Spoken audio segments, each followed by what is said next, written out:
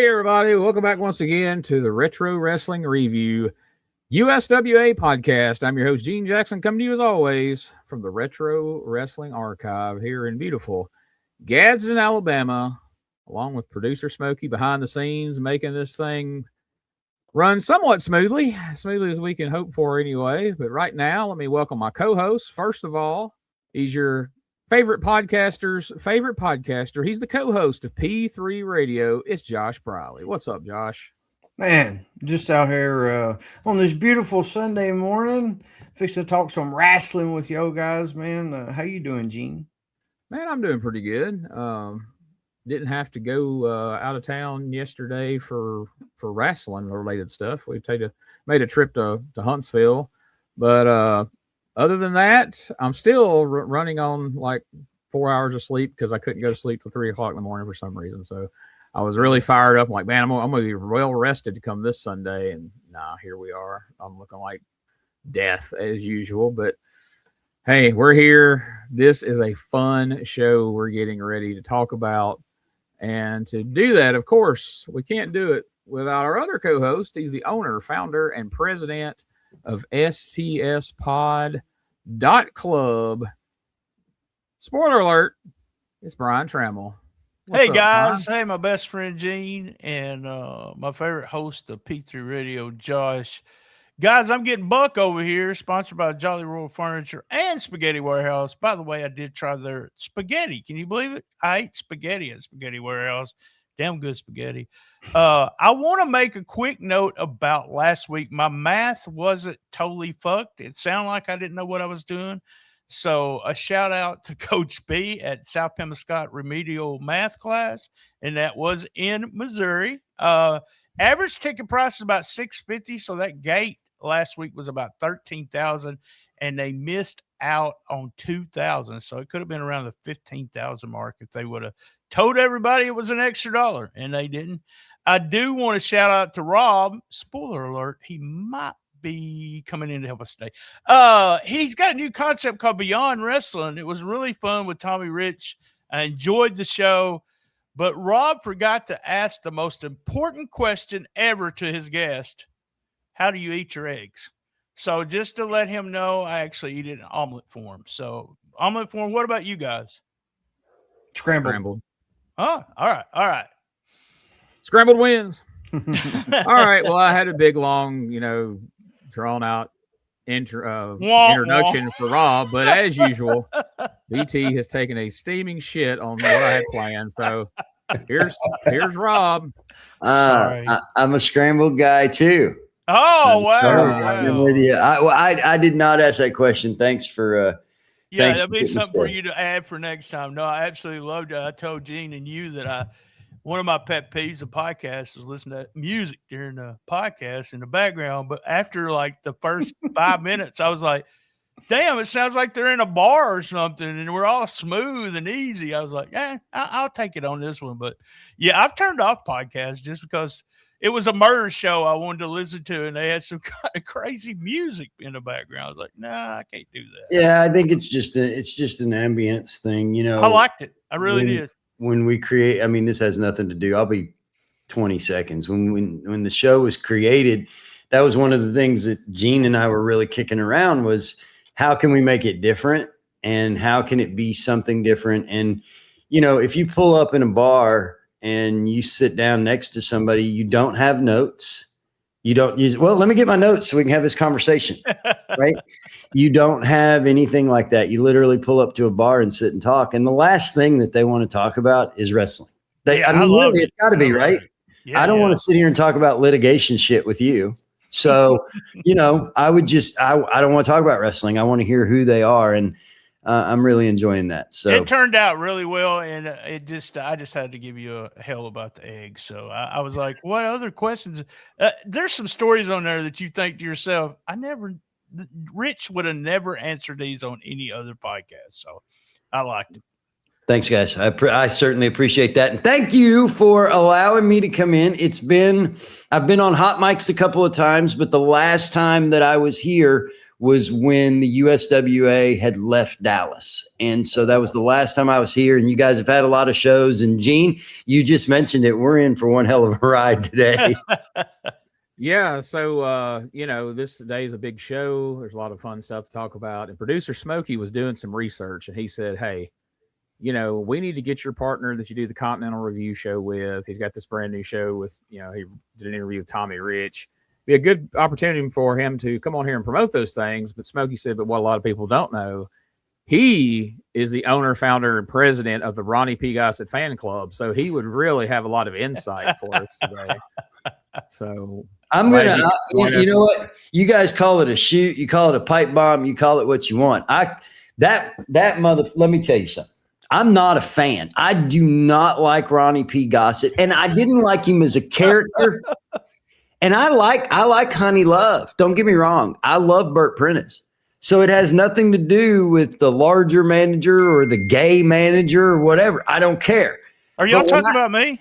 No. When I heard his shoot interview that he did for High Spots or one of those goofs, I heard him talk and I realized this guy has the lines are not blurred with him between fiction and reality. It is all fiction all the time.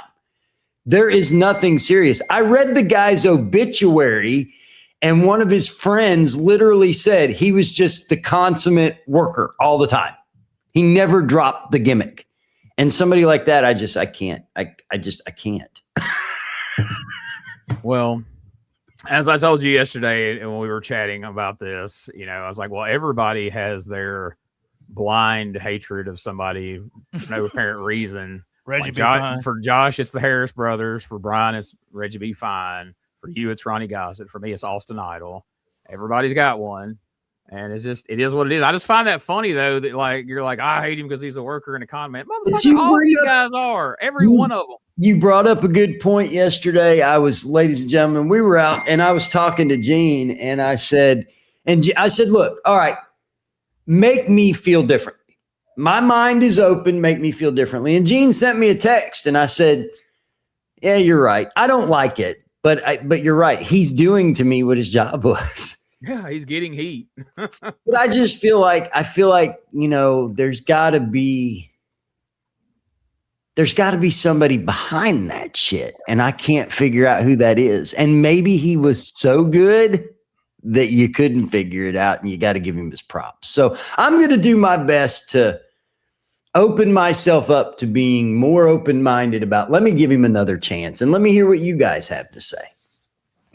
Well, I mean, I think the line in the obituary answers that for you. He was a real life con man. You are seeing the man behind the persona because he was a real con man in real life outside of wrestling. That just happened to be the one profession he could take where it's acceptable and everybody high fives you for working people. But yeah, man, he was just a straight up con man. And the dude sold Nick Goulas's territory. And didn't have an ownership stake in it and sold that thing. And they didn't know till the people showed up in his office, like, hey, we're here to take over. Like, what are you talking about? Like, we bought the territory. Like, he is everything that Larry Burton wanted to be. Literally, he's everything that Larry Burton wanted to be. Hey, just so we know, we're just talking about fat gay guys. And I just want y'all to know that I got a huge stake in the Memphis Wrestling and EPW, and if you guys want to buy that from me, I'll go ahead and sell it. Don't tell Neil I said that, but I think I can do that, honey. Well, only gay on the weekends. Only gay on the weekend. Speaking on behalf of the fat gay managers who are no longer with us, BT represents them with pride, if you know what I mean. All right, let's get going here. It is the September 7th, 1991 episode of USWA Wrestling. Our hosts, Dave Brown and Michael St. John, are here. And we got a big show ahead of us. Main event is announced right out of the gate is going to be Jerry Lawler and Handsome Jimmy Valiant taking on Bull Payne and Billy Joe Travis. That made me smile right out of the gate. I'm a big fan of Billy Travis, especially the Music Man version of him with the guitar and all that jazz. And we'll be seeing some of that a little bit later on. We have a new unified world champion. The week-long reign of the Dragon Master has come to an end. Wow, how sad is that, honey? And so we got to talk about that. I'm not going to show the clip of the match because it's so awful. Like if you watch this clip, if you go back and watch the whole show, you'll see why this guy. Not only will you see why he only held the week, you'll wonder how the hell did he ever hold it at all, other than the fact he's over 7 foot tall. But here's what Honey Love had to say about it to kick the show off. Christopher Honey Love is right here, and I want to talk to you about Lawler and what he did to the Dragon Master there. Honey, if Jerry Lawler could show his face around anywhere in the United States, what a punk. Let's talk about who the real world champion should be. And no, it shouldn't be Dragon Master. It should be that garbage man, Dutch Mantel, honey. That man that's got fleas and bugs and cockroaches living all over his hairy body. As about as ugly as these people in here today, honey. I told you to dress up. Did I not? Well, I hate you worse. I want to talk about Lawler because Lawler has the belt here, and of course you interfered in the match too. You tripped Lawler. You're a liar, just like these people. Yeah, what you saw was you know, Dutch Mantel, honey, you're the one now that I'm personally going to put a hurting on through the Dragon Master. Jerry Lawler, you're yesterday's news. You're nothing, and I'm not going to grace my mouth saying your name.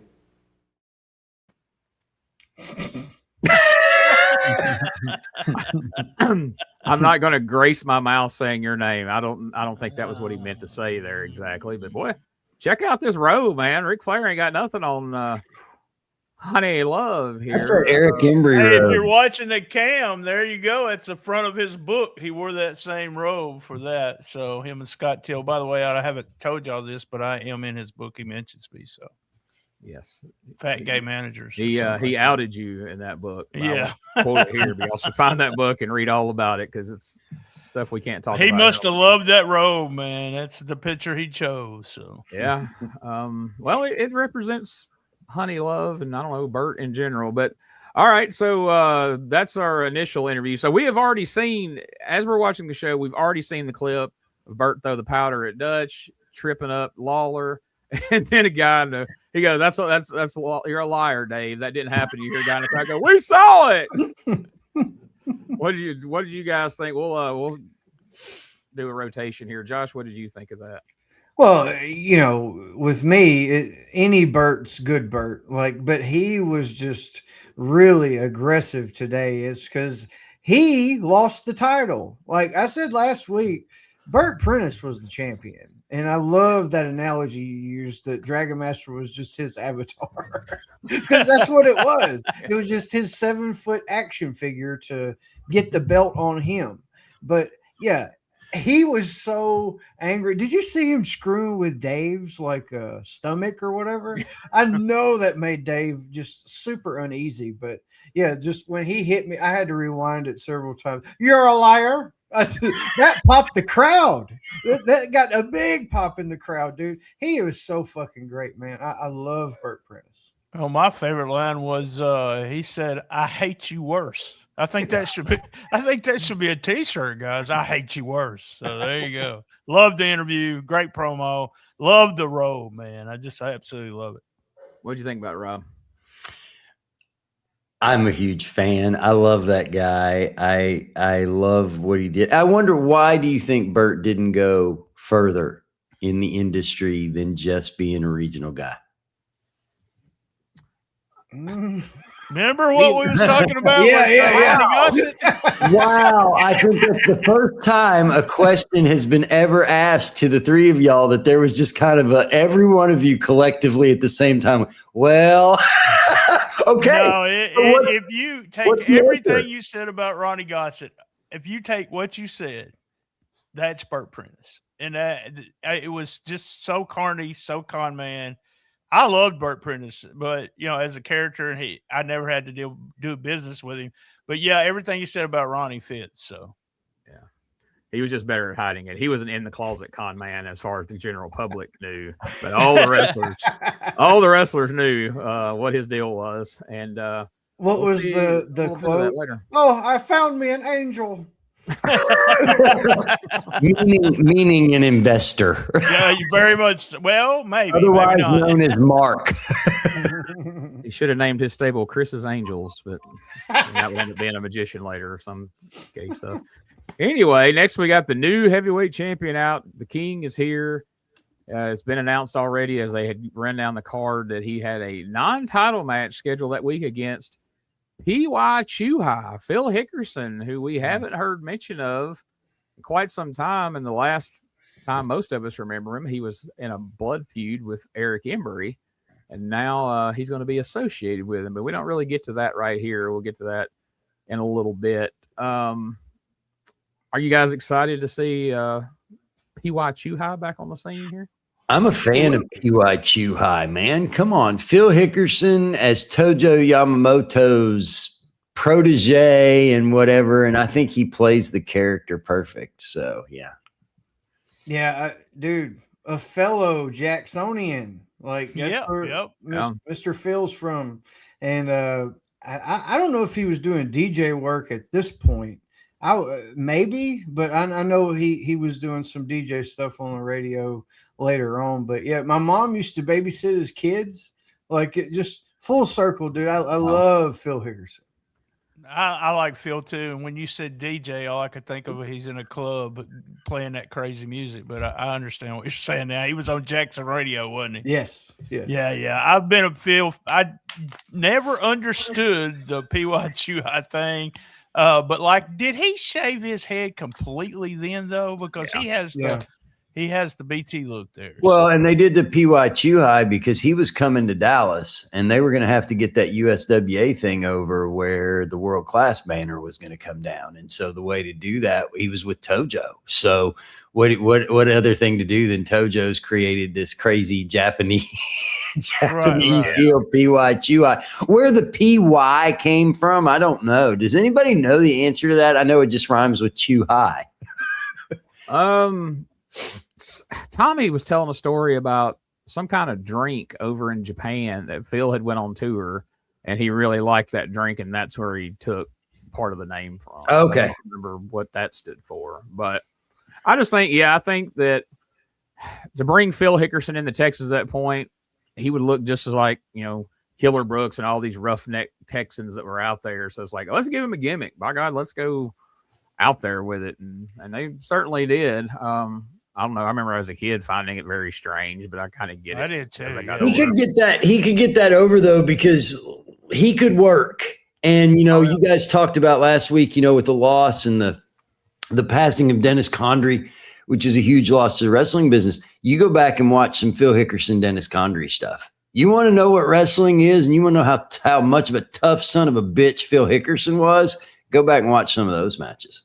Yeah. So he's over with me, whether he's PYTs or whoever, Yeah, I wish there was more footage of those guys, quality footage. Like you can watch some grainy stuff, but you get the idea. Next up, we see some footage from last Monday night. It's the ending of the Jimmy Valiant and Sweet George Brown taking on Tom Pritchard, Miss Texas tag team match. And at one point, Tom is holding Jimmy Valiant. Embry goes to jump off the ropes with a flagpole. Of course, Valiant moves. He hits Embry. Valiant pins him. And then afterwards, we get the old Embry's mad at Tom because he hit Tom with a flag. Tom didn't hold him good enough, I guess. So they go back and forth. It kind of looks like there's going to be a turn. He doesn't lay hands on Embry, but Tojo gets in his face, and he does shove Tojo Yamamoto to the ground. And it's just weird seeing Tojo almost like this hapless old man now that is getting knocked around every week. But that's where he's at in his career at this point, understandably so. And so coming out of that, we get a promo from Eric Embry. Let's listen to Embry's promo and see a little bit of the chaos that broke out after that, and we'll talk about all that at once. And it's not the unified front we've seen from the Texas boys. They got some problems there, as a matter of fact. We ain't got nothing, and I don't want to talk about it, Dave Brown, all right? I don't want to talk about it. I'd like to know what the status is right now. I mean, you know, the fans want to know. We saw the videotape right there. What's the status right now? Yeah, the status is you called me a boy a while ago, and I'm more of a man than you ever thought about being, Dave Brown. And I don't want to talk about me and Pritchard. Pritchard ain't here today, and I don't want to talk about it, period. Now, Jerry Lawler, you come out here flapping your jaws, saying the only thing that's keeping me and you apart is I won't sign the match. Well, you're the biggest liar on the face of the earth. You know it, and everybody else knows it, because you won't put the title up against me, Lawler. It's that simple. And now Eddie Marlin, a high pocket, big highfalutin Eddie Marlin, ain't even got enough guts to come out on TV and confront me. Ain't got enough guts to come and see me. You say I gotta wrestle Dirty White Boy again. Well, Eddie Marlin, I beat Dirty White Boy 872,000 times, man. 872,000 times. Why do I gotta wrestle him again, Eddie Marlin? It's because you're trying to do your dangest to get me out of here. Well, Eddie Marlin, you can't do it, man. I'm gonna outsmart you this time, Marlin, once again. I don't want to wait till this week for Dirty White Boy. Dirty White Boy, come out here right now. Come out here right now and fight me, White Boy. We don't gotta wait till the arena. Yeah, I'm wasting my breath, ain't I? Well, you've got it. I'm wasting my breath, because you ain't got no guts, White Boy. But I ain't stupid. I know how to make him come out here. Eric Embry. John. Boy, I tell you, Dave, I don't like the looks of this. I don't like what Eric had to say. He says, I can get Dirty White Boy out here, and right away going to work on Chris Frazier. Look out, Dave. Holy cow. Chris Frazier being nailed into the desk here. Embry's got the chair, whacks him across the back, right over our desk, or what? Referee calling for the bell. Embry still going to work on Frazier, puts him into the desk again. Listen to him. Where you at, man? You want to stop it? Boy, I don't know. There's not been much I can say about this one, Dave. He's gone crazy. No, Leslie not too happy, I don't think, about what has happened with Tom Pritchard. Here comes Anthony. Hey, Embry, you wanted him. There he is. Tony Anthony coming out here. Oh, look out. This match, it started. PY too high. PY too high out from the wings, and they go right to work on Tony Anthony, setting up the Dirty White Boy, and PY too high going right to work on Tony Anthony, put him down with the double chop. Embry just directing PY too high as to what to do. And from there, Rockin' Randy and Bill Dundee finally come out and made a save there for the Dirty White Boy. I don't know, maybe it's just the black is slimming, but it looks like Embry's lost a little weight here. I wonder what he's wearing. He's not wearing regular wrestling trunks. It looks like he's got on his damn string bikini looking thing. If you go back and look at that, I wonder what the hell is he wearing. Also, does he have fleas? He just constantly, lice. He's got lice. Yeah. That's what it seems like anyway. Him and Pritchard both seem like they had been called out. They'd be out there just scratching their heads through the whole damn thing. He had on one of those fucking shirts that King would wear like from the mid 2000s up until like recently. I think those affliction looking shirts. They're all bedazzled. He had the flamboyant one with shit everywhere. Like I think Embry rubbed off on the King. They shopped at the Buckle. Yeah. All I can think about is poor Chris Frazier. Jesus Christ, he gets his ass whooped almost every week by Eric Embry. So damn. Yeah, he's the crash test dummy of the USWA for the most part, it seems like. But yeah, I noticed his shirt there. I ought to say the exaggerated one instead of the flamboyant one. Like some of these numbers he throws out for things and threats he makes are just so ridiculous. I beat him a gazillion times. Yeah. I thought he was fixing to take a hunk out of Dave Brown's ass, though. You called me boy early. He stepped up on him. I was one of the fun things you can do is if you run this through any kind of a translator, it's going to come up as Eddie Merlin. Hey, Eddie Merlin. Merlin. Eddie Merlin. Yeah, Dave did get him. But this is one of them days where Dave is mugging for the camera. Like all throughout the show. Where's the other one? Oh, that shirt. Good God. Oh. No, there's a couple more. Well, I guess we'll get to them as we go through the show. But anyway, he was feeling feisty that day, it felt like. So there you go. bear in mind, Bill Dundee and Rockin' Randy had to come out and save poor Chris Frazier and Dirty White Boy. We'll talk more about that in a little bit. So next up, Dirty White Boy comes out, and he says that he wants to make this match on Monday night a tag team match. And he has found a partner to be his tag team partner to take on Eric Embry and PYTs, the King, Jerry Lawler. Now, my question is, you were just out. We saw Lawler out here before your segment with the belt and talked about last Monday night. And then your segment came up and you got the shit kicked out of you until Rockin' Randy and Bill Dundee had to come intercede. And now Lawler's going to be your partner. Well, what makes you think Lawler's going to be more help Monday night than he was this morning when he was in the studio? This is one of those times where the timing of things kind of screws it up from a fan perspective. Because if I'm in the studio, I'm like, well, okay, well, you're going to have Lawler Monday night. Where the fuck was this guy a minute ago when you were getting the shit kicked out of you? Right. I don't know. Is that something you guys considered watching this? He was at Stuckey's buying that T-shirt. God damn, that was a horrible shirt. Now, I think they got sound deadening stuff in those dressing rooms or something, because they evidently, because this has been a problem before, or they spend a lot of time in the break room. Because if you recall in '93 when Lawler and Jarrett was coming to make saves, they would always have that iced tea pot, like the industrial one. Yeah. So maybe they're just in the break room trying to enjoy some donut holes. This didn't. Go ahead. Well, I was going to say, I didn't think anything about what you just said, Gene. Literally, when I was watching it, it never crossed my mind that I had just, Lawler wasn't going to, what kind of help is Lawler going to be?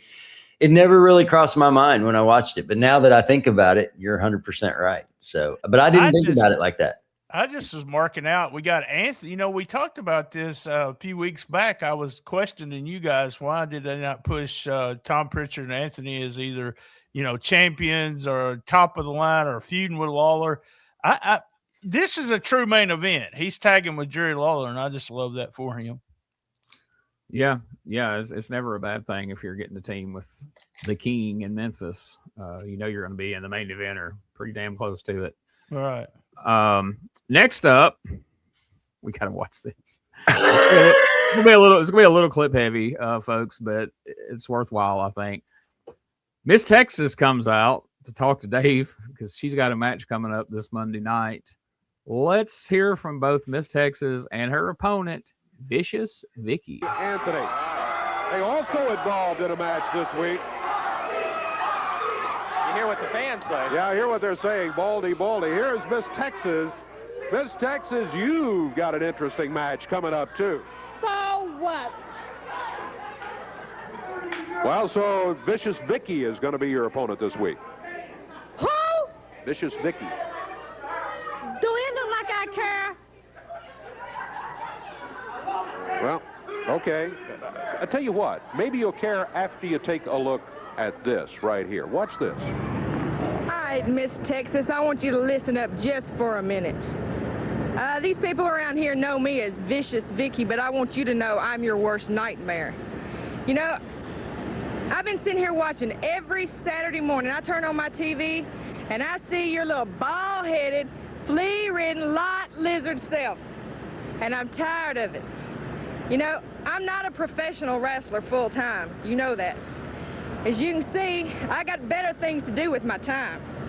But I just want to let you know that I'm watching, and that I'm going to come after you because I don't like what you're doing. Give it. Let me have it, Dave. Let me have it. I'll hold on to the microphone. You may say what you want. Let me tell you something. That was a joke. Who was that in that wig? That was a man in a wig? Who was that? Was that Jeff Jarrett? Oh, come on. That was Vicious Vicky. Let me tell you something, Mr. Vicky. When I get through with you Monday night, I'm going to have you changing tires off those 18-wheeler that obviously going to bring you in.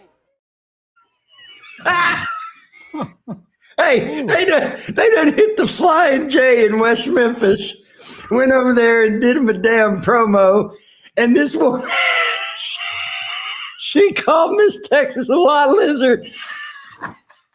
good God. She thought this might be Jeff Jarrett in a wig. Those glasses were definitely too dark for Miss Texas. Who is this lady, Vicky? She's a Peel. She's She's in that family. She's Greg Peel's wife, is what I was Yeah, told. she's Ken Wayne's brother's wife, and this doesn't do much for her, but she's always a super nice. I've been around her 4 or 5 different times. Just so super nice and sweet. But man, this was rough, really rough. How much of that was shoot, Gene, where she's grabbing? You said, I remember listening to one of your shows. You guys were talking about you don't grab the mic. And even as a play-by-play guy, or you're doing an interview, keep the mic. Don't take the mic from me. How much of that is she shooting right there, where she's like, let it go, give it to me, and he's not going to give it up. No, I mean, she's being serious when she's like, give me the mic, and Dave's being serious, like, no, this is my job. You can talk into it, but you're not taking it. And so she holds it the whole time, and he holds on. I mean, I seen him do that in a clip with like the Moondogs. Richard Lee and him was trying to get to, and Dave wasn't having none of that shit. He acted like he didn't know what to do there, because does it look like I care? So yeah, what? And he's just like, well, oh, okay, let's go ahead and take a look at that. I mean, he didn't know how she was going to react, right? I mean, I think it's a matter of Dave knows that that's like a rule, and broadcasting, the announcer holds the mic. But he also doesn't want to make Miss Texas look like shit in the process. But he's also going to let it be known that if you come out here and try to take the mic from me, I'm not going to give up. You're going to look like the asshole. Because now people are in the crowd going, how's she going to beat up that truck driver? She can't get a microphone away from the weatherman over there. What's she going to do to Vicious Vicky? That bitch is going to kill her. The best line for me, though, I'm going to go back and clip it and put it in the sound, our little sound box over here. Does it look like a car? Anytime anybody says anything that we obviously don't care about, I'm going to click that button, and it's going to say, does it look like a car? That'll be a good one to have in the holster for moving forward. I'm so easy to entertain. I love this. This is funny.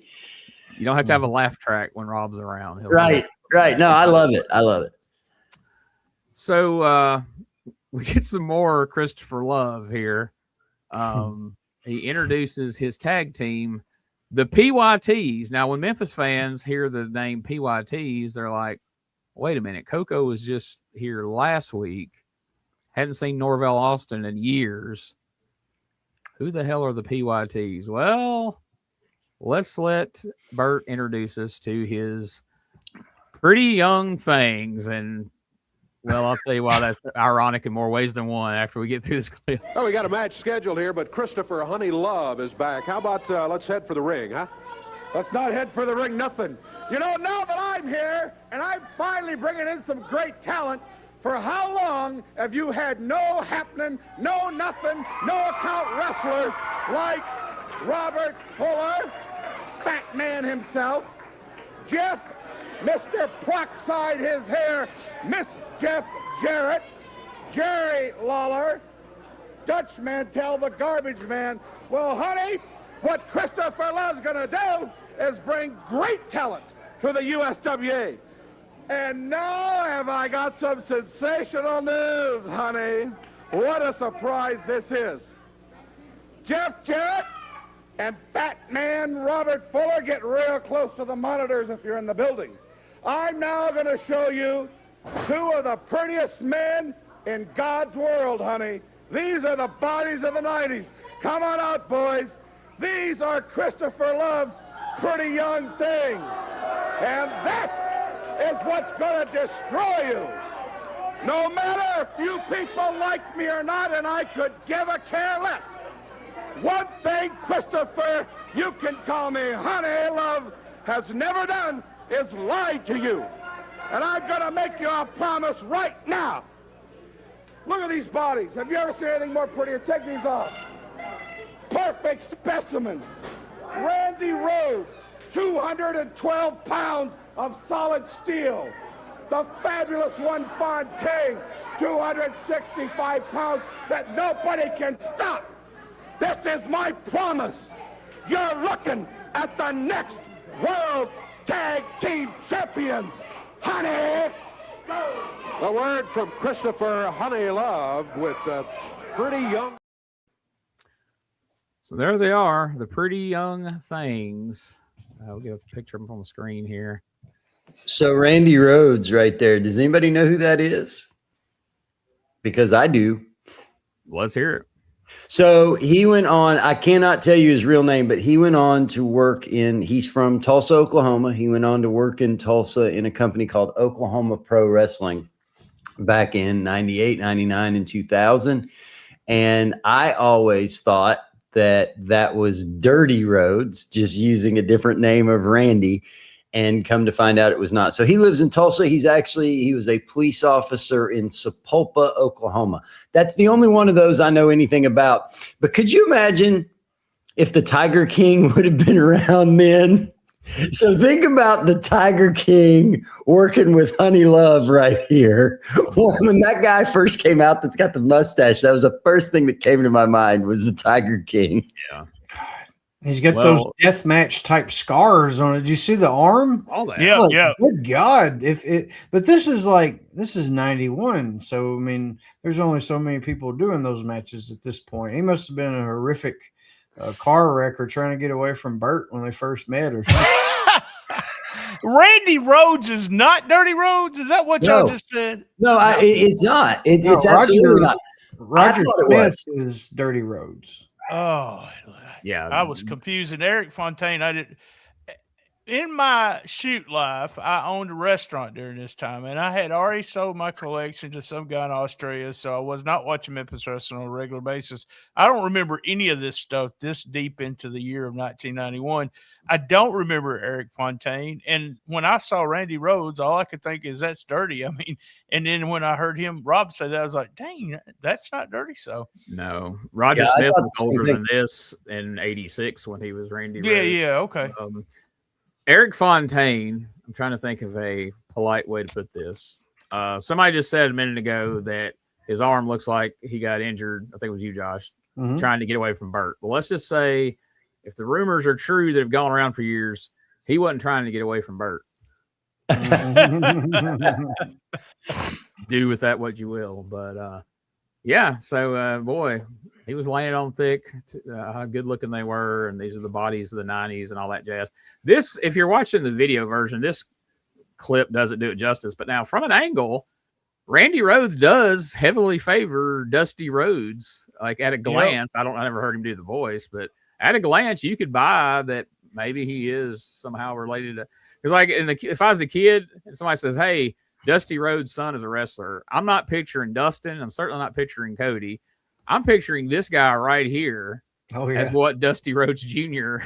would probably look like. So he used that name, and obviously he was playing into the, similar look, but he never really pushed it. It was just a name, but he didn't try to work like him. He didn't try to do promos like him or anything. So, well, here in the beginning of the match, he was like tripling down on the elbows on one of them. Like, I could see where he was dipping his toe in the water, but yeah, he may not have done a good Dusty impression. So, so is that what you were saying about Eric Fontaine? He was dipping his toe into the water with Burt. Is that what you're talking about? His toe. Yeah, somebody was dipping something somewhere. So next up, the tag team champions come out. Tennessee Stud, Robert Fuller, and Jeff Jarrett, who Burt kept calling Fat Man. I don't understand that. Well, it had to be something goading at like backstage with him, like talking, and maybe to switch tights and got old, something. But yeah, he kept doubling down, Fat Man. There's nothing fat about that guy. That guy's just super tall. I don't know.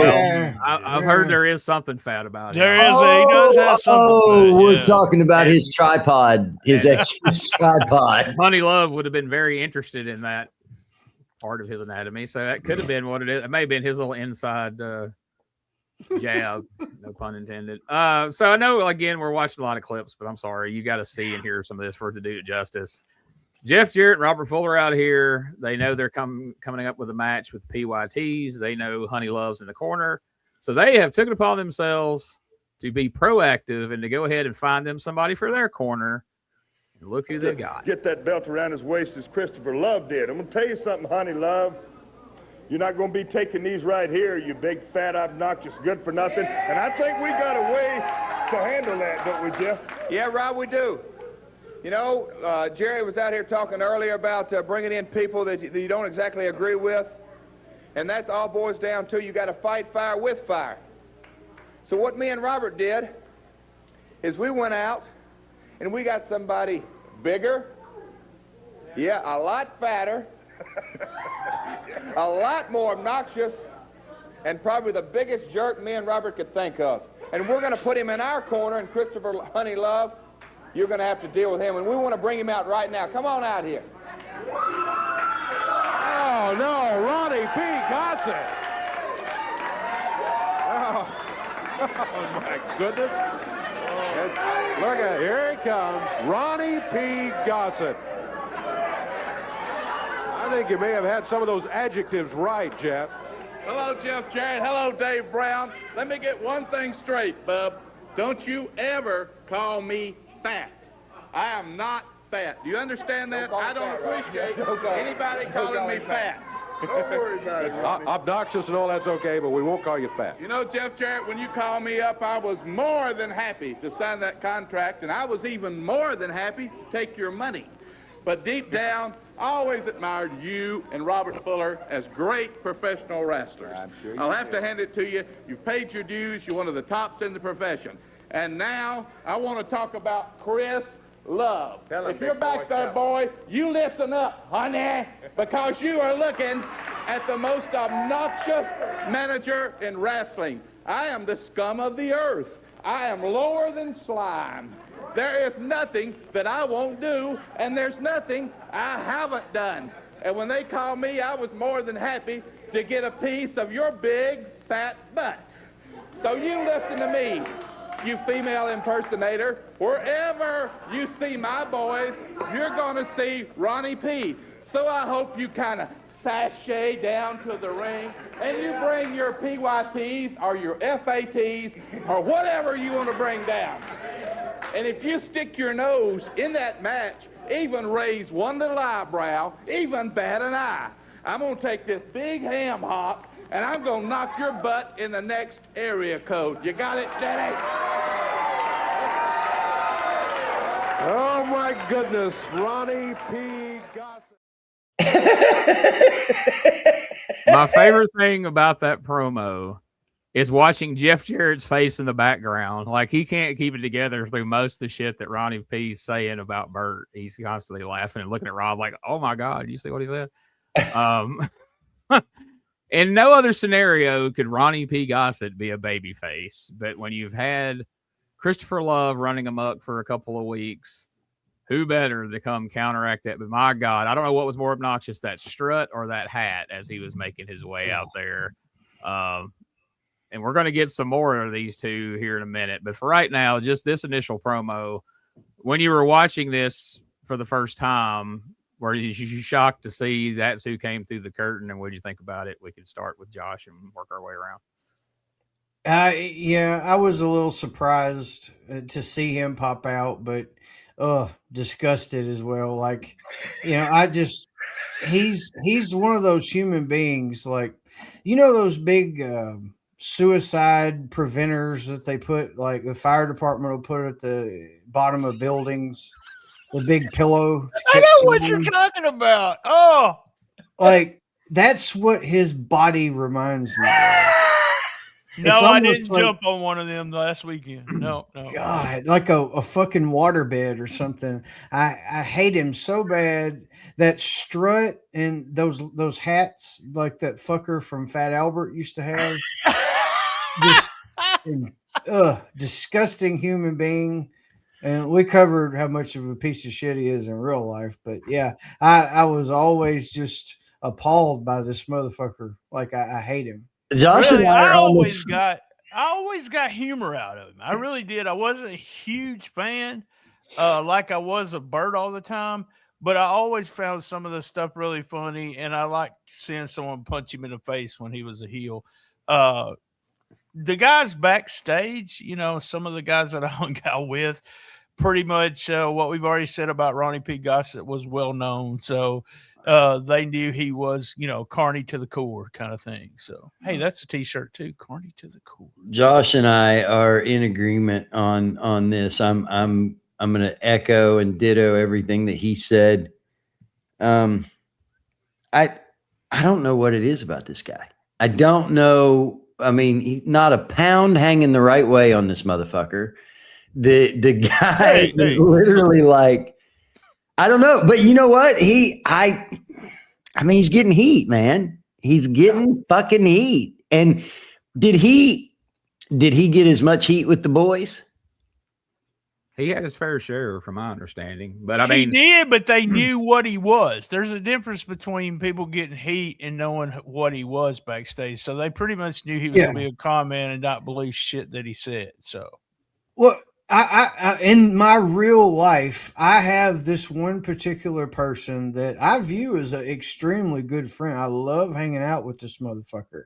I mean, you know, I would go a long way to do things for him. I mean, I love the guy, but I also know on certain things you can't trust the son of a bitch to tell you the truth if you could fucking pick it up and throw him. But is it okay I know who he is. Is it okay though if you know that up front, right? And so that's what kind of what BT's saying is BT's saying, hey, look, these guys all knew what they were getting. So you knew up front this guy was, you know, what he was. And so I guess it's like that for everybody. I am opening my mind to try to come around to at least his character. So does that guy know that you feel that way? Or does he know that other people feel that way? Because he's not working a gimmick. This is just who he is. Well, that is the gimmick with him. I mean, all of the other friends of mine, we joke about it, but like we've probably got drunk and made light of it or whatever. But like he knows what the fuck he does, and we do too. So if you know somebody, you know how to deal with them and approach them and what to expect and what not to. So yeah, I'm sure he was funny backstage and people could joke around with him and stuff. But are you gonna like buy a car from him? No. Right. Unless it's buying back your own car. Before we get to round 3 of Christopher Honey Love and Ronnie P here in a moment, Jimmy Valiant and Lawler came out to promote shows around the area, and I don't know if Valiant got confused about where the camera was or what, but he's God, that bothered me so hands bad. up in there like he's I was like, what in the fuck is happening right now? Does he not know the camera's behind him? He turned around, but yeah, he's just shamelessly just. And it's not like he just he was digging. I mean, look there. I mean, I'm surprised Bert didn't come running out there when he did that. Honey. Can I say something about Jimmy Valiant? Yeah. This may be blasphemous. I can't stand him either. Oh, kick Robb out. Kick him out. Listen. I didn't like him during the Paul Jones stuff. I didn't like him during the Shaska Watley years. Something about him, I just can't. He can't work. His promos are just blithering. Daddy. I can't get there. Josh, what do you think, man? I absolutely love handsome Jimmy Valiant. Me too. Like you got to understand, like a lot of it's just like the Ultimate Warrior to a certain degree, where you don't know what the fuck his promo's about, but that energy, man, that energy comes through the fucking screen and grabs you. Like that's what it's all about. He is on 10 all the fucking time. He's crazy as fuck, and he's a joy to watch. Like I love shit like that. Gene? I got that Valiant tattoo. Did y'all? No, forget it. But yeah, I mean, I'm a huge Valiant fan. I've talked about it on here and you know, even the Valiant tattoo joke, but it's still one of those things where you know, I saw him in Evansville, and I still think, wow, that's Jimmy Valiant, even though, you know, he's old as whatever, he'll farts dust kind of thing. But he's just, to me, he's Memphis wrestling. Him, Dundee, and Lawler were Memphis, and the Fabs were Memphis wrestling to me. There's the 5 right there. And I'm having trouble getting there. Gene? All right. So I may be coming out here. I don't know if I've ever said this on the podcast, but now I feel a little safer doing it. At least I have somebody else. I was fortunate enough to wrestle Jimmy Valiant a couple of times and be around him quite a bit after I was an adult. And I come to have an appreciation for him from that perspective. As a kid, when he come out there on TV, whether it was in, you know, Crockett, Memphis, whatever, I would go to the bathroom or something. I think his matches were just a bunch of fucking nothing. Yes. His promos were just nonsensical shit that were the same every time. I was not any kind of a fan of Jimmy Valiant, but that's blasphemous to say in front of other Memphis fans, so I haven't said it. Like I say, since Rob came out, I'll come out as well. And say, all right, Josh, let's kick them both out. Yeah, so, you know, and all these thoughts were before I saw him digging up his ass on freaking live television. I've been in the dressing room, and Gene was there that day and don't remember, but I've been in the dressing room where Jimmy Valiant farted. So, man, I just my heart just goes out to Jimmy Valiant every time. And BT went and sniffed the bench. Oh, no, you didn't have to go sniff the bench. All you had to do was just sit there. One of my guys said, I think he just farted. I go, yeah, that's what they call a fart. What does this show become? I'm sure everybody in the room got a contact high from. Anyway, all right. So let's. I never thought we would use these two to bring it back to some degree of normalcy, but you know, I figured this was going to be 2 or 3 weeks in the making. Nope. Next segment. Look who comes out to talk, and look who comes out to. Nothing. No, this fat pig Ronnie Gossett wants to come out here and say he's the scum of the earth, honey. He wishes he was that good. This man, I knew he was in town, coming down today, coming down this avenue right here that goes by this TV studios. This fat blob down at McDonald's got caught in the arches leaving the restaurant. Now tell me that this pig's here and thinks that he's going to stop me. Who does this idiot think he is, honey? First, I'd like to know, when did he get out of jail? That overgrown pig. Why don't he come out here, honey? If he thinks he's anybody at all, if he thinks he's going to come in here, how stupid is Jeff Jarrett and Robert Fuller? Fat man. Let me tell you something. Honey, did I hear you out here talking about me, what you're going to do to me? Anything you got to say to me, blubber, you say it to my face. You got that? Well, turn around so I can see your face, fat man. Let me tell you what I got to say to you, punk. You're nothing in this business. You've never managed anybody credible. You're a liar. You're a thief. You're a con. You're a crook. And that ain't even starting it, honey. Chris Love, I thank you for all those compliments because I'm everything you ever wanted to be in professional wrestling. You are the biggest nothing since the invention of the zero, my fine feathered fat friend. Let me tell you something. Don't interrupt me, ladybug. When I get through talking, I'll tell you. You have been jealous of me for years because only the top talent has associated with Ronnie Gossett. While you go out and you get these nothing happening, never was bums to put in your stable. You used to call me on the phone daily and ask to be on my application file. Liar. Teaching you how to be a manager. You are nothing. You are the biggest nothing since the invention of the zero, my friend. Is that the truth, honey? Let's talk facts. Who was running around here not 1 year ago in a diaper, punk? Who was running around here and ripped off half of the wrestlers he managed? Your checks are still bouncing all over the state. Now start with me, punk, and I'm going to tell the truth about you. You're nothing. You know what? Slime ain't good enough word, honey. Slime ain't good enough word. Yeah. Let me tell you something in a nice way, my friend.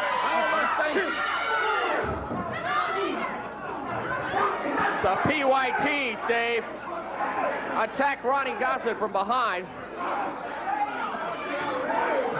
PYT's going to work on Ronnie G. Ah, here comes Helt. Jumping Robert. Honey Love getting out of the way. Jeff Jarrett.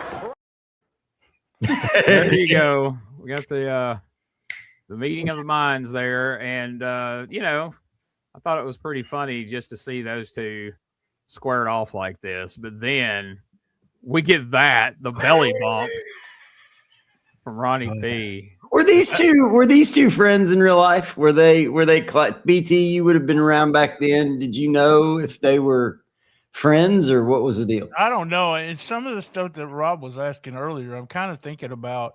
I always remember them motherfucking Ronnie P backstage.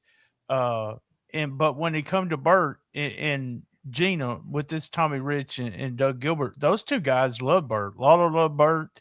Even though Lawler and Bert had some kind of, heat every once in a while, Lawler always had heat with somebody. But I can remember talking to guys, and almost every guy would say, that motherfucker Ronnie P. Gossett. No, we don't, we don't trust him. I don't really want to work with him. I don't really, So there's a difference. That kind of is a difference between him and Bert. Was not around Ronnie, but maybe once in the dressing room, and I was around Bert. I was around Bert when he was in Ozark Mountain and when he ran a few other shows, but I never really was in the dressing room with Bert. But yeah, that's the difference between the two. They fuck Ronnie, but not Bert. Well, some people. Well, it was probably the biggest difference was Bert who knew who to rip off, and Ronnie just ripped everybody off. Yeah, that's Bert good. would reserve the rip off for like the under guy or the guy, low level guy on the card. He swore he would pay and he wouldn't, or whatever the case may be. And he wouldn't rip off the Lawlers, the Doug Gilberts, and this guys. But Ronnie would he didn't give a shit. Ronnie was a con to the core. Yeah, he was a Carney comment all the time, but Doug tells a great story about Bert. He gets done with the show all the time, Doug would, when he was working for Bert, and he would leave. And Bert would just pay him for that show when he arrived for the next show. Or the next time he saw him. So there is a huge trust there going with somebody that you just walk out the door instead of being paid for and wait for your payday. My fine feathered fat friend. Is this that docking you guys kept talking about on people? Yeah. that would be I'm not sure they even found it. So yeah. Oh my gosh. I don't know, man. You like Bert? Rob's speechless now. Don't show that. I just don't know. I don't know. Like, I don't know where we're going with this other than, these two rolling around together in a ring. I know it's going that direction, but I don't know, man. I like Bert. Ronnie, you're the biggest nothing happening thing since the invention of the zero. Yeah. Yeah, but he kept wearing that line. He kept wearing it out, and you could see in a verbal battle with Bert, that motherfucker was drowning. Yeah. He is no comparison to Bert Prentice. Right. That is exactly what I was trying to say. Gene? He should have said the one line and walked away, because when Bert just went on that tirade, you're a liar, you're a piece of shit, you're a da-da-da-da-da. I want to thank you for those compliments, Bert. Like, that was a great way to respond to that. And he should have just been like George Costanza and just left on a high note. But everybody see Bert? He got the snap in. Did you see he got the snap in on there? That I popped for that. I thought that was funny. I guess liar was the word of the day, because he did that on him a couple times too. Liar. All right. Well, we're going to break out of the Honey Love and Ronnie P. Gossett orbit here. And liar.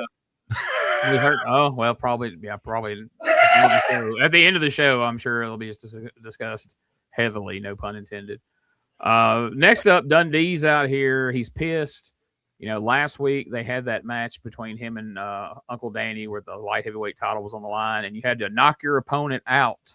In other words, they couldn't answer a 10 count. And Bull Payne came down to ringside, knocked out Dundee, and Danny Davis won back the title. And now he's going to Japan to defend it. And this was a perfect little way that they had their few weeks long feud for the title. And now Bill is steered off in another direction with Bull Payne. He's firmly the babyface once again. Uncle Daniel go to Japan, and we'll see what happens from there. The irony, as we mentioned before, the irony of Samantha being involved in this with Bull Payne, and then she ends up with Dundee and all that, makes it kind of strange. I didn't clip this, but was there anything about this promo that you guys want to point out or that really stuck out to you, or was it pretty? I just thought it was cool that they kept kind of Dundee going back to and I should be over there in Japan with that 40,000. He kept like trying to make sure that he's pissed because of this. You took this opportunity away from me, you piece of shit. Now and Dundee told him straight up, you and your old lady's going to get that shit whenever I get my hands on you. And I think he even said they wouldn't recognize Miss Samantha once he was done, or something to that degree. I really liked it because we knew the end of this story, but he was able to stay babyface. And I love the way they added this extra Bull Payne thing. So we still know that Dundee, even though he's been feuding with Danny Davis, he is a babyface. It didn't change anything. I thought we didn't see that clip, but the ring attire those two guys was wearing against each other, Dundee looked like a cow. Did your grandma make those? I know your grandma made Danny's, but it looked like a cow print to me. I don't remember Bill ever coming over to the house, so I know the suspenders, the prisoner, the Hamburglar look, right. That he was proud of that shit. That's on some of the only tapes that I've seen of that tour of Japan. He's wearing that. Oh, he's wearing that. Oh, wow. Whenever he trades the title with that one guy. Weighing in at 222 pounds from Jackson, Mississippi, the Hamburglar. Jackson, Tennessee, sorry, the Hamburglar. Josh was getting ready to go off. Oh, yeah. Mississippi. I ain't from no M.I. crooked letter. You know the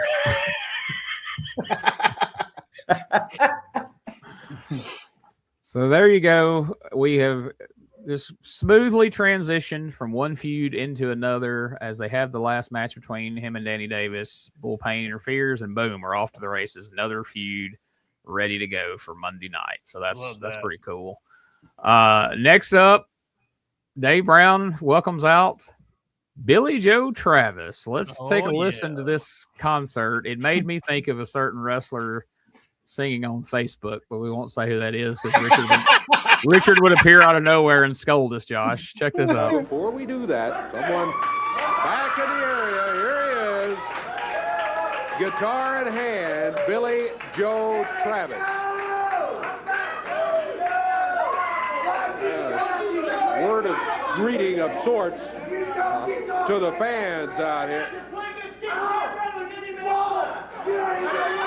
Billy Joe Travis. Billy? Hold on, Dave. Let me just tune this thing a little bit. I don't think tuning's going to do it, Billy. You know, first of all, it's so good to be back in the USWA and see all these pretty people here in Memphis, Tennessee. Mercy. You know, I'm looking forward to coming to Nashville, Tennessee, because I'm the Music City man. All those pretty girls in Louisville, Kentucky, and Evansville, Indiana. And now what I want to do, I want you to... I'm going to sing a little song for you. Why don't you sit down and why don't you kick him out right now, Dave Brown? Here we go now. I thought you and me were something special. Thought you thought that way too. Now I know that this old boy just ain't the best you think you'll ever do. It ain't cool to be crazy about you. It ain't small boy to let you know I care like I do. It ain't smart to be so reckless with my heart. Should have known right from the start I'd end up like a fool.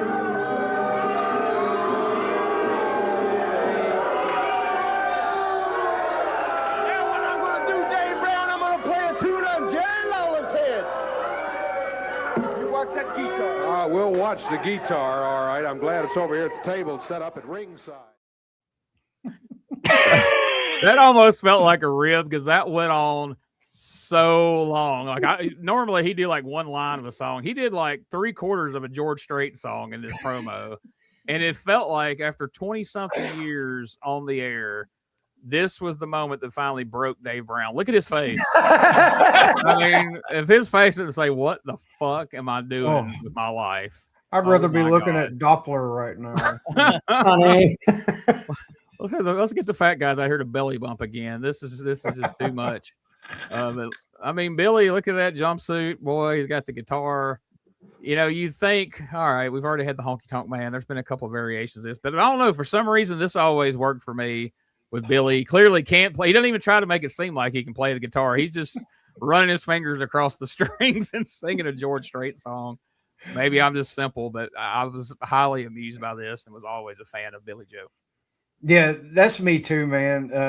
Like I knew Billy Joe Travis and Jeff Jarrett as the tag team. Yeah. And like, I liked that, but he was always missing something.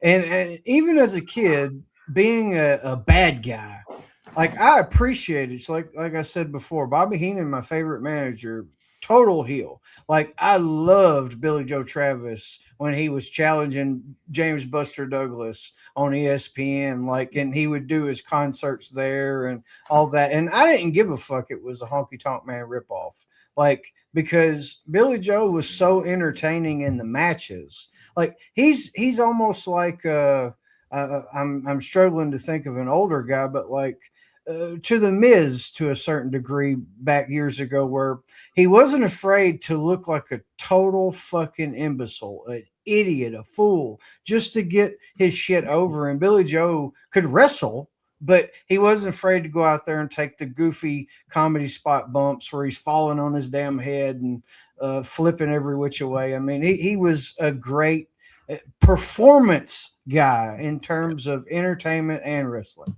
I just sit back and look at him and say, dude, pay your child support. Every time I see him, I think, dude, pay your child support.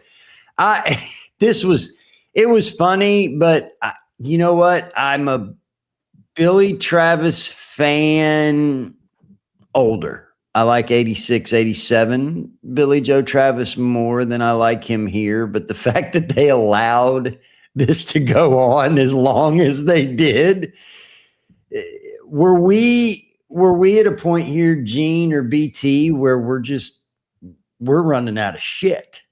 I don't know. It feels really like new booker is all I put that down. It feels like we got a new booker or Bert's got some influence. I really don't know. They're bringing in a lot of new people, old people, new people.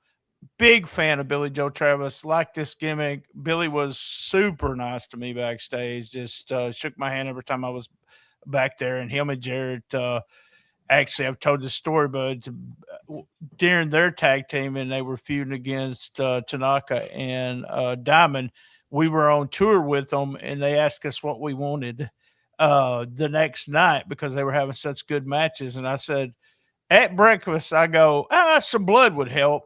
And Billy bled Tommy Rich style that next night. So that was always a big deal for me. So really good. I love Billy Joe Travis, but yeah, he did need to pay his child support. Oh, he was never over. He was never over in Dallas. I can tell you that. Dallas fans were not, anytime he would come in for anything that he would do like a spot show or something like that at the Sportatorium. I remember him coming there and he was a little guy. He was not big at all. And like the Dallas fans just shit on him. That whole guitar gimmick and all that. And, you'd mentioned the Honky Tonk Man. I never put the correlation of the two together. That never came in my mind until you just said that. And it is a Honky Tonk Man ripoff. I never thought that. So a guy in an Elvis jumpsuit and a guitar never struck you? Never. No, it never crossed over for me. Like it never crossed over like a Ric Flair, Buddy Rogers, Landell would, right? It never crossed over like that because I always just saw him. He's just Billy Joe Travis with a guitar. Well, I don't know. Correct me if I'm wrong. I don't think there was never any pretense or context given to that. It's just he shows up as a heel wearing a jumpsuit and a guitar, and now he sings. But there was no backstory. There was no any reason to explain why suddenly Billy Travis is Billy Joe Travis, the musician, right? It was just something he decided to do on a whim, I guess. How he does that, which sometimes is better, honestly, than if they'd have tried to come up with some harebrained reason. If like American Idol would have been a thing back then, and he's getting ready to try to go on that or some shit. But Sure. anyway, so he heads directly over the ring. Bull Payne makes his way out, and they are ready for the main event. There's a shot of Bull Payne. There's your Texas Hangman without his mask, who we'd already seen here not that long ago, and he's back against Bull Payne. Never made that connection as a kid. Didn't learn that till years later that was the same guy. But Handsome Jimmy and Jerry Lawler against Billy Joe and Bull Payne. You're picturing in your head what you think that would be.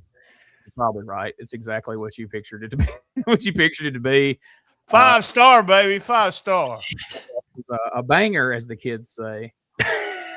Was this after the promo where Jimmy Valiant just wandered off out there during the announcing of the spot show towns? This is after that? Yeah. I hate that we didn't get to go over that, where Handsome Jimmy, where he's doing the tomorrow. How about mañana?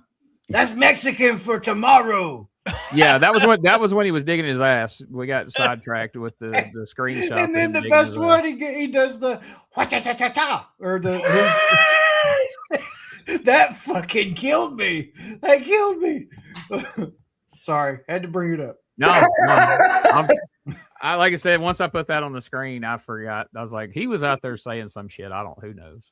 At least he didn't harass Dave Brown this week to the extent that he has other weeks. I'm sure Dave probably went to Lawler. Somebody's like, this shit has got to stop. Or no kissing. Y'all got to quit booking this guy because I'm not going to be kissed. No kissing. Like he's at least got to take me out first. But 50% chance of rain tomorrow, but no kissing. 100% chance of me whipping this old man's ass if he kisses me again. Okay, I'm no wrestler, but I think I can take Jimmy Valiant. He's 87 and 91. So speaking of poor old Jimmy Valiant, the guitar, as Billy Joe put it, and Dave repeated to him when Dave said, "Yeah, I'll keep an eye on the guitar." Usually when things like that get said, there's a reason. It's not just, hey, Billy Joe's leaving his guitar there. Like there's a reason that he pointed out, I'm leaving it here. And Dave says, okay, I'll keep an eye on it, because it ends up over behind the desk, and Billy comes out behind the desk and hits Jimmy Valiant with one of the most ginger ass guitar shots you'll ever see in your life. He had his hands up, and Jimmy falls. Luckily, Jimmy he doesn't break a hip. He didn't even was worried about him, because at first he wasn't doing his right spell that he's having, some kind of convulsions or some shit. But didn't come close to busting that guitar. If Honky Tonk Man saw this, he would, oh my God, he would motherfuck Billy Travis for the rest of his life. He's like, look, I nearly crippled Jake the Snake Roberts and turned him into a drug addict, and you didn't even have an 87-year-old man. But he laid there like it was death. So I don't know. I love that Honky Tonk Man exposed all of Jake Roberts' dark secrets, because it was insinuated he made him a drug addict. So he just told every fucking thing he knew about him. I was like, God damn. I hated the thing. I was really picky about this match because I hated that Lawler posted Billy, nuts first, and we had done an angle, in 1987 where Lawler was out weeks because they did that to him. Lawler just did that as a spot, which is one of those things the old guys, they're using DDTs or they're using those spots just easy. I was like, well, Travis is out for the next 3 weeks, I guess. So, he got posted, but no. Yeah, I agree. With a guitar. If you go back to episode 1 of this podcast in 1993, my first major gripe with anything we saw on a USWA show was the fact that Bill Dundee got pile driven not once, but twice on a concrete floor and came back out using a towel as a neck brace. And I was like, my God, we've killed the pile driver that we spent decades building up, and we've killed it in the course of one show.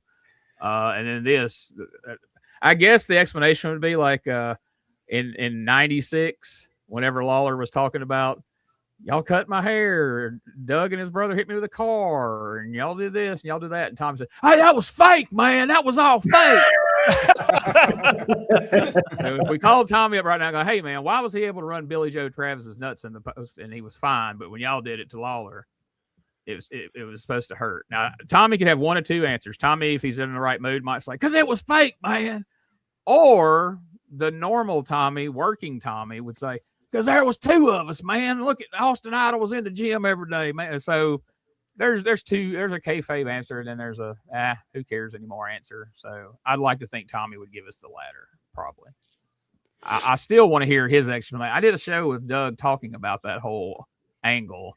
I hope somebody sends in a question for one of these Q&As, wink, wink, and asks Tommy, "Hey, what's your version of those events? What do you remember about that? And how did you feel about going out there and calling some of the biggest angles in Memphis wrestling history?" People still talk about the haircutting angle. People still talk about him getting his nuts rammed in the ring post. And to go out there and call them fake for the sake of one night, possibly drawing off that. And still, I can't, Doug's like, we just trying to do something to draw a house. And to me, it's like, yeah, but I mean, you guys flushed away some of the biggest moments in wrestling history as fake on live TV in '96. But I don't know. I do want to hear Tommy's version. And if anybody wants to chime in on that, since I brought it up, which isn't really relevant to anything at the moment, but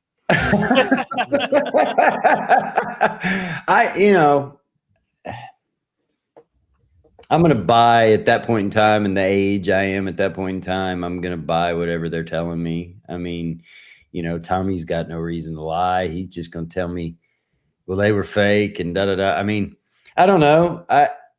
You guys I think we look at it with such a critical eye now that you know the business. But if you put yourself into that spot back then, was that something you were really thinking about as a kid? Were you really thinking about, well, wait a minute, that just happened, but then this happened 6 years ago?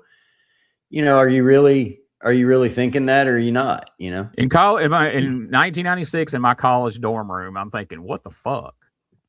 What are these guys doing? Like, okay, so I'm supposed to believe this one match on Monday night is real, but everything else they're doing on that same card, everything else that night's going to be fake. Everything they've done up to this promo right now has been fake, but this shit's real. And mind you, that real promo ended with a very obviously worked attack on Lawler and included a pile driver on the floor. Right. Which in the next segment, Lawler comes out with Shanghai Pierce and challenges him to a tag team match. So, yeah, I can't speak for anybody else, but 1996, I was definitely thinking that. But that's how the show ended. We got the guitar, use of the guitar calls for a disqualification. We had another card update, and they make it official that we've changed 2 singles matches to a tag, which we'll talk about here in just a moment. We get a fired up promo from Eric Embry. PYTs just stands there and makes faces like that, sticks his tongue out on occasion. At least he didn't do an offensive. He's got karate Japanese hands. accent. Yeah, he's got the karate hand stance there. Got the kung fu grip ready. Hey, if I get Patreon today, I got a PYTs Patreon story. So all right, we will lead with that to make sure we get it in. Unless this drags on another 20 minutes, but all right, good. All right, so let's quickly take a podcast commercial break, and when we come back, we're going to let them run down the card for this match.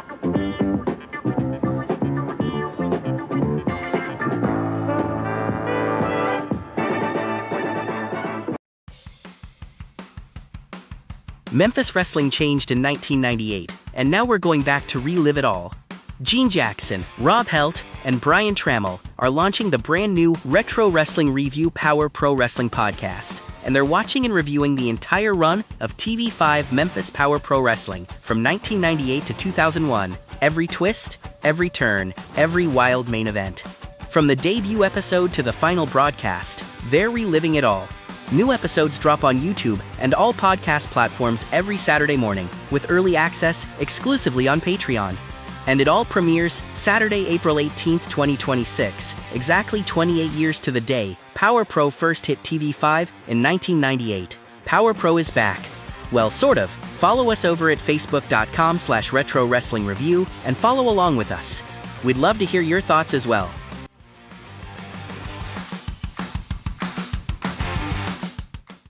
Hey guys, Ray Russell here. Lots of new stuff happening here at WrestleCopia. If you haven't checked out our website at WrestleCopia.com, it's a great way to keep up with the latest episodes of all of your favorite Copia programming, from the Wrestling Memory Grenade to Regional Wrestling with the Territory Talk, the Wrestling Stoop with the legendary Bob Roop, and of course all of those programs also available at your favorite podcast streaming platforms.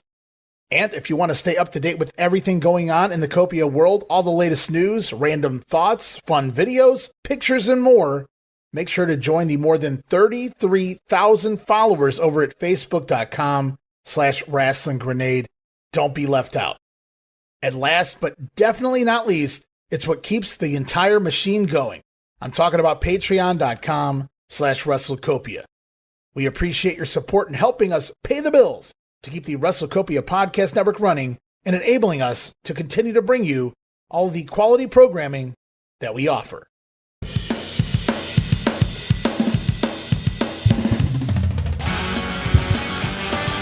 Tired of the same boring wrestling podcast? Need something with attitude, chaos, and maybe just a little cussing? That's STSpod.club, and we got it all covered. We've got wrestling weirdness with WTF News Desk, 5-minute time limit, and the Southern Fried Brain of me, BT, steering the whole ship. We also have rolling into Memphis every week about the current Memphis wrestling.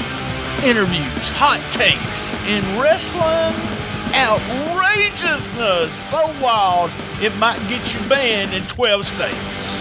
That's right, it's SDSpod.club, or search all podcast catchers for Shooting the Shiznit, where wrestling podcasts grow chest hair. Not sure what that meant. Love my mama.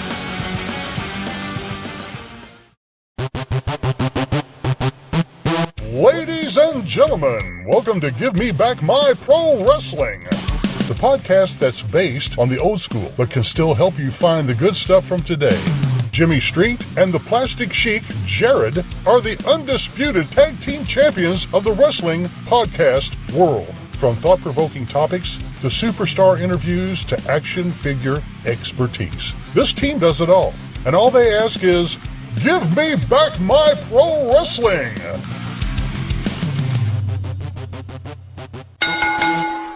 Every other Thursday, wherever you listen to podcasts. All right. Well, let's find out what all this has been building towards for September 9th, 91. South Coliseum. 7:30 is when it all begins, and there's no increase in the ticket price. And, man, what a night is going to be coming up. Billy Joe Travis, you just saw him. He is going to be going against MC Slammer. MC Slammer against Billy Joe Travis opens things up at the Mid-South Coliseum Monday night. Following that, Biz Texas is going to be going against Vicious Vicky. Now, we don't have a picture of Vicious Vicky there, but I think you saw the videotape. That's a pretty good likeness of her. Yeah, then wrestling fans around here know Vicious Vicky, and that should be something else. As I said earlier, I don't think Miss Texas is taking that quite seriously enough. Grudge match coming up. Bill Dundee will be going against Bull Payne. Bull Payne will have Samantha in his corner. Following that, Dutch Mantel will be going against the Dragon Master, the Dirty Dutchman, against that big, huge Dragon Master. This time, it's those two battling each other in there. And Christopher Honeylove can't claim that Dutch Mantel got him from outside or anything like that. They're going to be going one-on-one. World Tag Titles will be on the line following that. Oh, okay. Well, now this match, I believe this match probably will not occur now. It had been scheduled, Jerry Lawler against P.Y. Chuhai. I'll tell you why a little bit later on, that I don't think that one's going to happen. It's going to be something even better. Then the World Tag Team titles on the line. Jeff Jarrett and Robert Fuller will be going against the PYTs, the Pretty Young Things, with Christopher Honeylove. The World Tag Titles will be on the line. Then it's going to be a revenge match in which Awesome Kong and the Bruiser with Reggie B. Fine in their corner will be going against Handsome Jimmy Valiant and Koko Beware. And even though Handsome Jimmy just got nailed by that guitar, I guarantee you, he and the Birdman are going to be down there looking for action against Kong and Bruiser Monday night at the Coliseum. Then, final match of the night. And this is the reason that that earlier match had been changed. Now this one is going to be a tag team match. It's going to be Dirty White Boy against Eric Embry, all right, but it's going to be Dirty White Boy and Jerry Lawler against Eric Embry and P.Y. Chew High. P.Y. Chew High. All right. Well, let's talk about it, guys. What was your least favorite part of this week's USWA show? The whole show. Not a fan. I like the show. I'm not going to say the whole show. At least favorite, I don't know. Things are starting to get hokey for me, right? Things are starting to get a little bit weird. Like this, I don't know. Jimmy, anything having to do with Jimmy Valiant? I guess. So pick one. What was the hokiest thing for you, or the thing you liked the least? Of the whole show, there's got to be one particular thing. So it was Jimmy Valiant's match or Jimmy Valiant's promo, or Jimmy Valiant's promo. Yeah, I can't. All right, Josh. Vicious Vicky. That's like, that's what we're still doing. We're supposed to believe just because this bitch is a truck driver that she's going to be able to whip Miss Texas's ass. I mean, she looks like shit. I'm sorry for your friend, BT, but no, she's not a friend. She's just nice to me backstage. So she looks like she runs the counter at that gas station you were talking about, Rob. Like, maybe she does. That picture of Miss Texas, even with the bald head, she's fucking ripped. She is like super jacked. She will mop the floor with this bitch. And I just, that truck driver bullshit, like it's so overplayed, even at this point. Just, ugh. I agree. That was my least favorite part. Just not a fan whatsoever of the way they did this, and I hate them saying lot lizard like they're using an inside term or something. I just thought that was really silly. Well, it is an inside term. Lot lizard is. She called her a whore. That's what a lot lizard is. It's somebody who goes up and asks the truckers if they want some company. So she called her a whore without calling her a whore. I know what a lot lizard is. Personally, know what a lot. No. I would imagine. I wasn't doubting that. I was just smartening up the fans. All right. What was your most favorite part? I love anything having to do with Burt Prentice. I liked his just all of his interviews. I just love Burt. I think he's great. Josh. Had some Jimmy Valiant's promo, man. Like the song and fucking he did like the impersonation, manana, and then the Japanese translation for more tomorrow or whatever. I mean, like he even got confused. He got confused. He's like, tomorrow. No, the tomorrow after tomorrow. Like he reeled it back in, and such a master, man. He's like, can I sing another song? Builds it up. Dave's like, well, I don't want to sing. Boom. And that popped the crowd as well. I love that whole thing, man. Jimmy Valiant, like I said, that energy is always on 10. Always. I love it. I got to go with Burt and Ronnie P. Love that. Love the whole angle. Love two fat gay guys going against each other. Right up your alley, ain't it? Right up your alley. Yeah, I went on the weekends. That might be part of my Pornhub search, but yeah, good stuff. Good stuff. That's one something we didn't mention. I just want to mention it real quick. They showed clips of Koko and Fuller against Kong and Bruiser. That match was 6 minutes. Is all they gave to the fans. And then when Koko did that video or did that promo, he was at Lawler's house. Did y'all notice that? Yeah. Coca-Cola shit. Yeah, I somehow forgot to put that in my notes. Yeah, there was the clip from that match, which looked like that was about all you'd want to see of that 6 minute match. 6 minutes. I was like, good God. And yeah, it was your typical Koko promo, so I didn't clip it. But yeah, good point. He would definitely, the last two that he was doing was from Lawler's house. Yeah. So, kind of fun. Would you guys buy a ticket to see this week's show? I'm not going. I know that may not have ever been. Has that been done on the show where you're not? Yeah. I'm not. Okay, I'm not going. I'm good. I'm good for this one. I'll probably be there just to see what happens with Bert and Ronnie. And yeah, I'd like to see what happens with Bill and Bull Payne. Billy Joe Travis is going to be there. PYTs. Yeah, a lot of new faces, so I'm definitely coming. BT? Yeah, I'm with Rob this week. I'm going to take a break. So There's just nothing. I'm not discounting the work, and I'm not discounting what they were doing. So fans, don't think that I'm sitting out here, shitting on something. I'm just simply saying that we were just a month ago embroiled in some heavy shit going on. And now it's like, okay, now we've dropped from the all skate to the couple skate. And we got to get through the couple skate and all that bullshit to get back to the all skate, right? So I'm just not, I love what we're doing and I love watching the show. I'm not going to pay my money to go.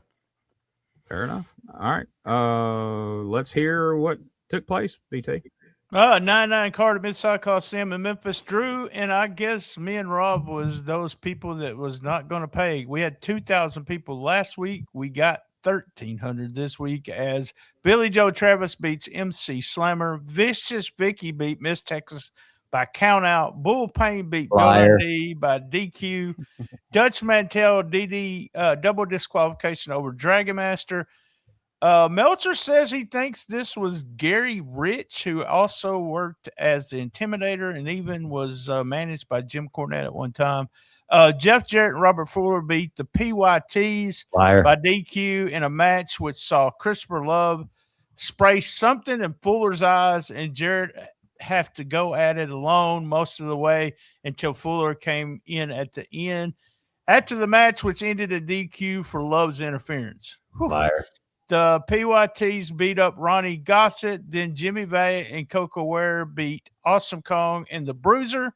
He keeps saying that the Bruiser may be the same guy that was playing Leatherface, which he says is Johnny Rotten from Virginia.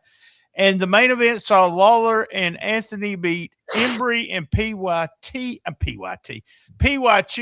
by DQ when Travis hit Anthony with a guitar. Liar.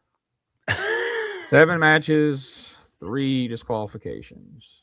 Not the worst numbers we've seen in Memphis results from that time period. So, all right. Well, there you go. That's this week's show. Let's quickly hit upon some plugs here. BT, what's going on this week at stspod.club?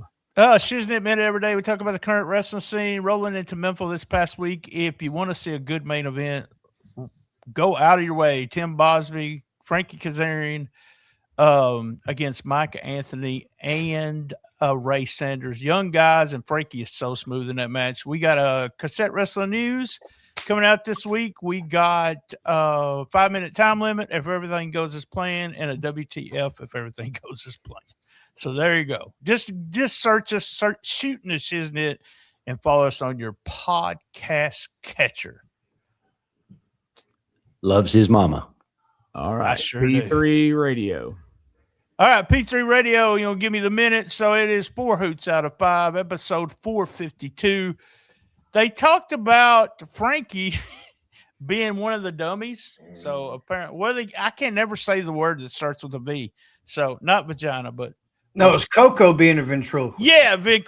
Yeah. Love that right there. Did I say Frankie being one? Yes. We had some Koko Ware talk, some storage units talk, talking about your porn stashes, where you kept your porn stash. Mine was below a bunch of other books. So Josh has a new podcast coming out. It's called Lust for Older Women with Josh.